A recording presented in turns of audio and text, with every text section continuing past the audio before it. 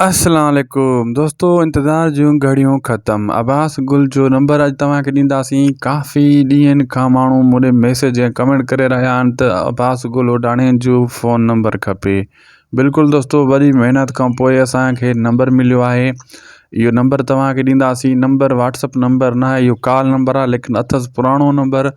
तव्हां ट्राए कजो, असां ट्राए कयो आहे। नंबर तव्हांखे पको नंबर अॼु ॾींदासीं। दोस्तों, इन वीडियो खे पूरो ॾिसो, आख़िर ताईं ॾिसो ऐं विच में नंबर हिकु हिकु थी हलंदो वञे थो अब्बास गुल उडाणे जो। इहो तव्हां लिखंदा वञो, आख़िर ताईं वीडियो जे सॼो नंबर अची वेंदो ऐं तव्हां नंबर नोट करे वठो ऐं पोइ तव्हां इन सां कचारियूं करे सघो था। मां वाइदो कयो तव्हांखे अब्बास गुल उडाणे जो नंबर ॾींदुसि। अॼु नंबर पको खणी आयो आहियां ऐं जेको आहे तव्हांखे बिल्कुलु नंबर मिली वेंदो। तव्हां राब्तो कयो। बाक़ी रहियो साईं निसार शाह, काफ़ी माण्हू उन लाइ मैसेज करे रहिया आहिनि। उन जो नंबर बि दोस्तों जेको आहे अनक़रीब ॿी वीडियो में मां ॾींदुसि। पको कमु कंदुसि, कचो कमु कॾहिं कान कंदा आहियूं। तव्हां उन्हनि जा परस्तार आहियो, असांजा फ्रेंड आहियो।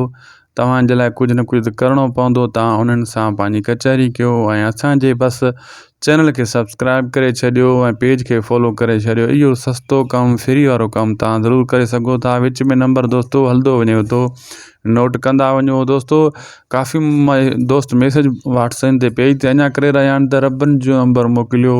दोस्तों, उन्हनि खे गुज़ारिश आहे त मूं रबनि जो नंबर ॾेई छॾियो आहे। तव्हां हेठि वञी वीडियो ते नोट करे सघो था या मुंहिंजे चैनल ते वञी उहा वीडियो प्ले करे उहो नंबर कढी सघो था, या पेज ते ई हेठि वञो, उहा वीडियो पई हूंदी आज़म मैंगल जी, उन खे प्ले कयो। ठीकु आहे दोस्तों, नंबर थी वियो नोट। ख़ुदा हाफ़िज़।